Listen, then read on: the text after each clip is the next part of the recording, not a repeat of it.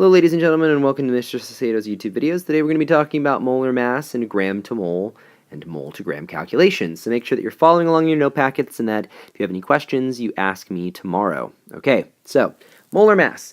This is something that we already talked about at the very beginning of first semester, and we're bringing it up again in second semester. So what is molar mass? The mass of 1 mole of a substance is defined as its molar mass. And we said that the unit of molar mass is grams over moles. So grams per mole, just the same as like miles per hour or feet per second. Grams per mole is just the unit that we use when we're talking about molar mass. You will need a periodic table for this, so make sure you get out a periodic table if you haven't already. The molar mass of any element is equal to its atomic mass in grams. So take a look at the average atomic masses of some common elements. In fact, why don't we just look at carbon first? So take a look at carbon. Carbon's molar mass atomic mass is 12.01. Okay, and then take a look at oxygen's atomic mass, or average atomic mass. That's 16.00. So those are individual atomic masses, and so instead, if we just say we have that many grams in a mole, that is now the molar mass of carbon, and then the molar mass of oxygen. Okay, it's just as simple as looking at your periodic table and finding, and identifying the average atomic mass. We just instead say it's in grams per mole. All right. Now, number 3, very important, the molar mass of a compound, though, is equal to the sum of the atomic masses of an element in a compound. Okay? So let's say we have carbon monoxide, CO.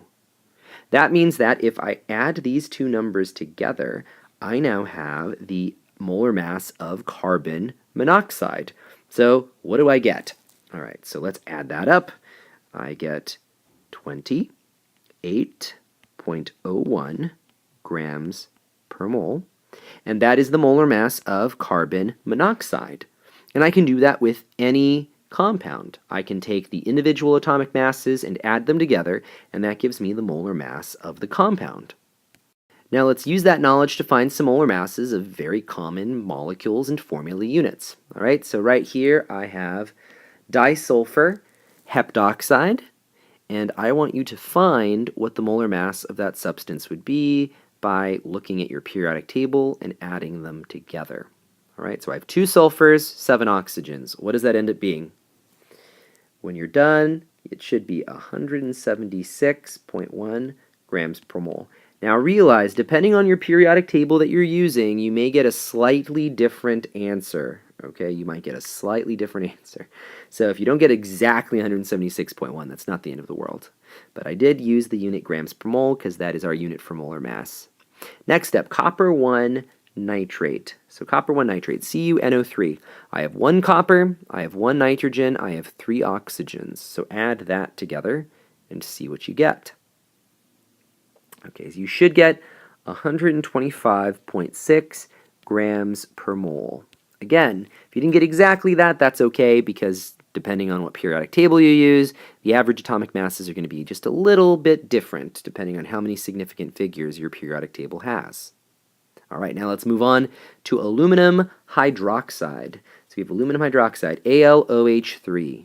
If I'm going to be honest with you about this, the most common mistake that people make is when they're adding together molar masses for things with parentheses, they don't actually know or remember what those parentheses mean. So I only have 1 aluminum in this. I have, though, 3 oxygens and 3 hydrogens. You can think of this as kind of carrying through or being distributed inside of the parentheses. So I actually have 3 oxygens and I have 3 hydrogens. So when I add those together, okay, 1 aluminum, 3 oxygens, and 3 hydrogens, I get about 78.0 grams per mole. Okay? And so if you didn't get exactly that, then that's okay. But if you got something far off from 78.0 grams per mole, then you need to probably go through and make sure you added everything up correctly. So again, I only have 1 aluminum, 3 oxygens, and 3 hydrogens. So make sure you are actually distributing through everything in your parentheses. All right, last but not least, I've got iron 3 sulfate. Okay, so I've got iron 3 sulfate. So take a look at that. Add that together and see what you get. All right, so you should get about 400 grams per mole by the time you're done adding everything together for that. So again, the biggest mistake people make is they don't distribute everything through in that parentheses. So how many irons do I have in iron 3 sulfate? Okay, I have 2 irons. I have how many sulfurs? I have 3 sulfurs. I also have 12 oxygens, okay, because it says SO4, and I have 3 SO4s. So if I have 3 SO4s, that means I have 12 oxygens total, and you get about 400. Now let's actually do some simple calculations using molar mass. So let's say I have something in grams, like 250 grams of O2. How many moles of that would that be? All right, so again, molar mass. I have 1 mole, and I have the molar mass of a substance, and that's in grams.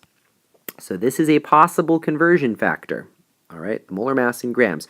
Or I could have, I guess I should use a different color, molar mass, okay, again, that's in grams, over 1 mole. So just like with Avogadro's number, I have 2 conversion factors. I can multiply by this, or I can multiply by that. I want my units to cancel, though, so let's make sure that I'm doing this correctly. So 250 grams of O2, would I want to multiply in my conversion factor box by the pink or by the blue conversion factor? So remember, I want to have grams cancel, so I put grams on the bottom, and I would have 1 mole here at the top. So what do I put on the bottom there? I have to add up the molar mass of O2. So look at your periodic table. 1 oxygen is 16. 2 oxygens is 32. All right, now I'm going to have to erase this probably really quick, though. Make sure you get out a calculator and you see how you did when you multiply or divide by each conversion factor. All right, that's probably good enough, but it's going to bug me if it doesn't look good. All right, so I have 250 grams of O2. I have multiplied by 1 over 32. When I put that in my calculator, I get 7.8 moles of O2. And that is my answer. Okay? Next up, 6.4 grams of N2. So if I add everything together, I get 28 grams for my molar mass. That's 2 nitrogens put together. And then I have 1 mole on top. Why? So that my grams cancel away. And when I do that math, 6.4 times 1 over 28, I get 0.23 moles of N2. All right, so if you have any particular questions about that, make sure you ask, but your calculator shouldn't really mess up on something like this. Last but not least, how many grams are there in the following? All right, so now I have moles, 7.8 moles of F2. So F2, that ends up with a molar mass of about 38. So what do? I have 1 mole on the bottom. Why? Because moles here, I want to cancel with moles here. My molar mass for F2 is about 38 grams. So I do 7.80 times 38 over 1, and I get about 296 grams of F2. Simple as that. Next up, 0.5 moles of Cl2. All right, so again, I have 1 mole on the bottom. I have about 70.9 grams, and I do that so my moles cancel. So when I do that, I get about 35 grams of Cl2, and that would be my answer. So what's the big difference? Again, if I'm asking for how many moles there are, I divide by molar mass. If I'm asking for how many grams there are of something, I'm multiplying by molar mass. And that's the big difference. So again, if you have particular questions, make sure that you ask them tomorrow, and also make sure that your calculator is working appropriately.